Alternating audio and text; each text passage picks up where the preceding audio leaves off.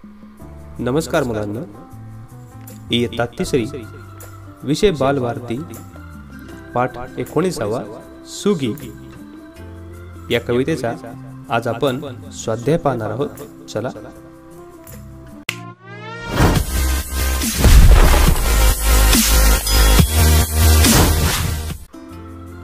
प्रश्न पहिला आहे, एका वाक्यात उत्तरे लिहा. आकडा अ, गाणे कोण गाऊ लागले? उत्तर, गाणे पोपट गाऊ लागले.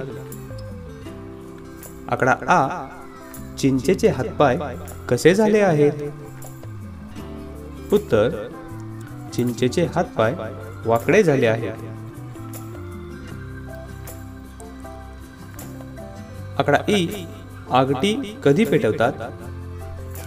उत्तर, खूप थंडी असली की आगटी पेटवतात. आकडा ई, गार हात शेकता शेकता काय करायला सांगितले आहे?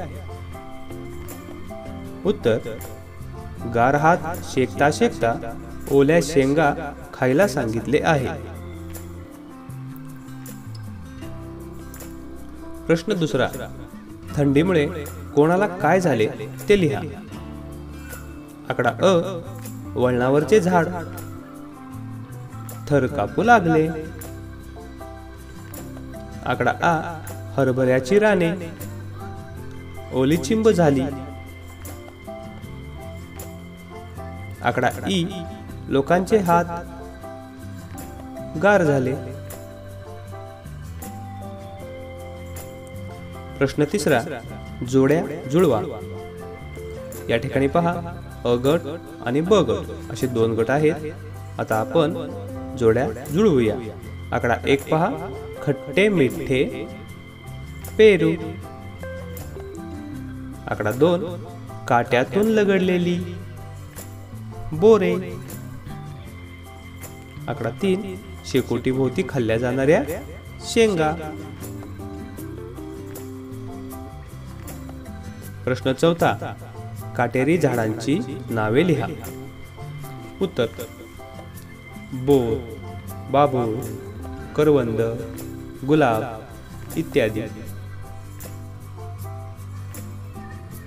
प्रश्न पाचवा, आंबा, बोर, पेरू, चिंच यापैकी प्रत्येक फळापासून तुमच्या घरी काय काय बनवले जाते ते लिहा.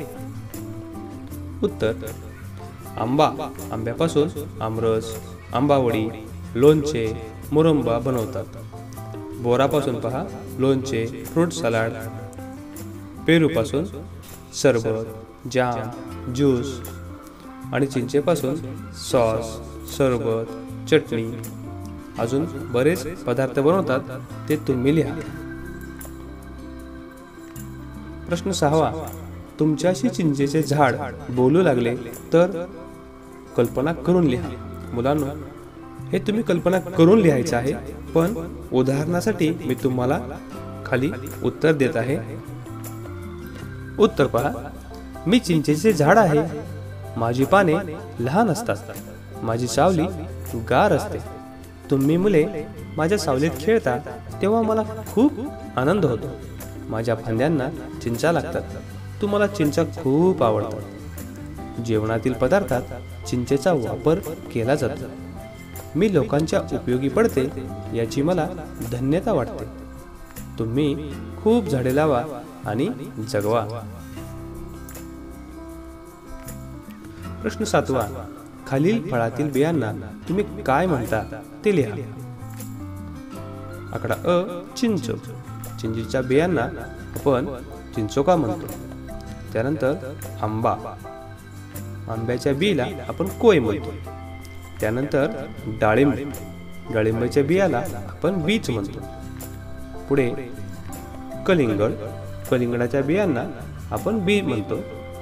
आणि बोर, बोराच्या बियांना आपण आठळी किंवा आठी असं काही जण म्हणतात. प्रश्न 8, प्रत्येकी 2 फळांची नावे लिहा. आकडा अ, 1 बी असलेली फळे. उत्तर पहा, आंबा, काजू, बोर, जांभूळ आणि आवळा. आकडा आ अनेक बिया असलेली फळे. याचं उत्तर कलिंगड, डाळिंब, पपई, पेरू, फणस, चिक्कू, संत्री. आणखी बरीच फळे आहेत ते तुम्ही शोधून लिहायचे आहेत मुलांना. प्रश्न 9. कवितेला सुगी शीर्षक का दिले असावे असे तुम्हाला वाटते? उत्तर शेतातील धान्य पिकण्याच्या हंगामाला सुगी म्हणतात. सुगीमध्ये शेतकऱ्याने केलेल्या कष्टाचे फळ मिळते, त्यामुळे त्यांना आनंद होतो. या कवितेत झाडांना बहर आला आहे, फळे लगडलेली आहेत याबाबतचे वर्णन कवितेत आले आहे. म्हणून कवितेला सुगी हेच शीर्षक दिले असावे असे वाटते. आता वाचा हे आपण या ठिकाणी आता वाचूया. वृक्ष आपले मित्र आहे, ते आपल्याला फळे, फुले, सावली देतात. त्यांची काळजी घेणे व रक्षण करणे हे आपले कर्तव्य आहे. आणि त्यानंतर मुलांनो, उपक्रम आहे झाडे लावा, झाडे जगवा यासारखी घोषवाक्य मिळवा व संग्रह करा. तर तुम्ही ही घोषवाक्य मिळवायची आणि ती व्यवस्थितपणे लिहून त्यांचा संग्रह करायचा. तर ठीक आहे मुलांनो, धन्यवाद. आपण नंतर भेटूया.